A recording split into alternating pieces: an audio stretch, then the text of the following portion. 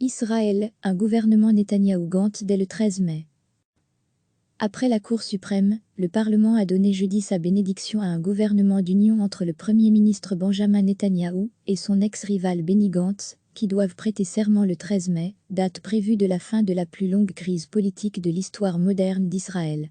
Après des échanges houleux, pour ne pas dire relevant du balagan, des ordres en hébreu, jusqu'à tard mercredi soir sur des amendements à ce projet, l'accord de gouvernement a été validé en fin de matinée lors d'un vote qui laissait peu de doute car le Likoud, droite, de Benjamin Netanyahou, et la formation centriste bleu-blanc de l'ex-chef de l'armée Benny Gantz, et leurs alliés respectifs disposent d'une majorité de sièges au Parlement. La session plénière de la Knesset, le Parlement israélien, a approuvé en deuxième et troisième lecture les amendements au projet de gouvernement d'union, NDLR. 71 députés ont voté en faveur et 37 contre, ont indiqué les services du Parlement dans un communiqué. La présidence israélienne s'attend à recevoir dans la journée les signatures d'une majorité de députés favorables à ce que Benjamin Netanyahou ait officiellement le mandat de former le prochain gouvernement.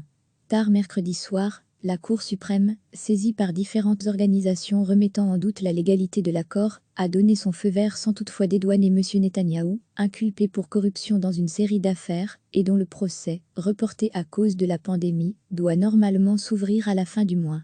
Nous n'avons trouvé aucune raison légale empêchant la formation d'un gouvernement par le Premier ministre Netanyahou, mais cette conclusion à laquelle nous sommes parvenus ne diminue en rien la gravité des charges contre le Premier ministre Netanyahou, ont indiqué les juges.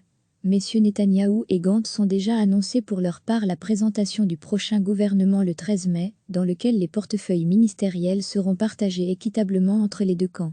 Outre le partage du pouvoir et le maintien de Benjamin Netanyahou au poste de Premier ministre pour les 18 prochains mois, le gouvernement aura pour tâche de gérer le déconfinement et le redémarrage de l'économie israélienne, qui tournait à plein régime avant la crise liée au nouveau coronavirus. Il devra aussi se prononcer dans le détail sur le projet d'annexion de pans de la Cisjordanie occupée. Recevez chaque matin l'essentiel de l'actualité. Après la Cour suprême, le Parlement a donné jeudi sa bénédiction à un gouvernement d'union entre le Premier ministre Benjamin Netanyahou et son ex-rival Benny Gantz, qui doivent prêter serment le 13 mai, date prévue de la fin de la plus longue crise politique de l'histoire moderne d'Israël. Après des échanges houleux, pour ne pas dire relevant du balagan, des ordres en hébreu, jusqu'à tard mercredi soir sur des amendements à ce projet, l'accord de gouvernement a été validé en fin de matinée lors d'un vote qui laissait peu de doute car le Likoud, droite, de Benjamin Netanyahou, et la formation centriste bleu-blanc de l'ex-chef de l'armée Benny Gantz, et leurs alliés respectifs disposent d'une majorité de sièges au Parlement.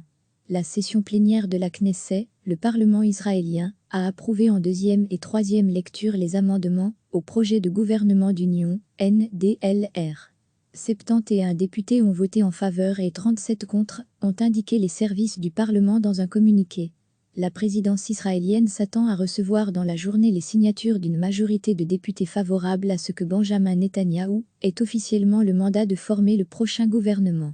Tard mercredi soir, la Cour suprême, saisie par différentes organisations remettant en doute la légalité de l'accord, a donné son feu vert sans toutefois dédouaner M. Netanyahou, inculpé pour corruption dans une série d'affaires, et dont le procès, reporté à cause de la pandémie, doit normalement s'ouvrir à la fin du mois.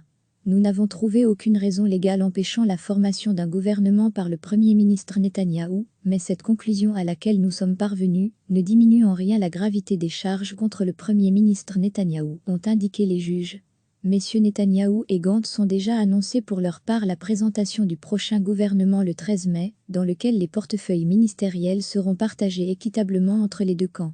Outre le partage du pouvoir et le maintien de Benjamin Netanyahou au poste de Premier ministre pour les 18 prochains mois, le gouvernement aura pour tâche de gérer le déconfinement et le redémarrage de l'économie israélienne, qui tournait à plein régime avant la crise liée au nouveau coronavirus.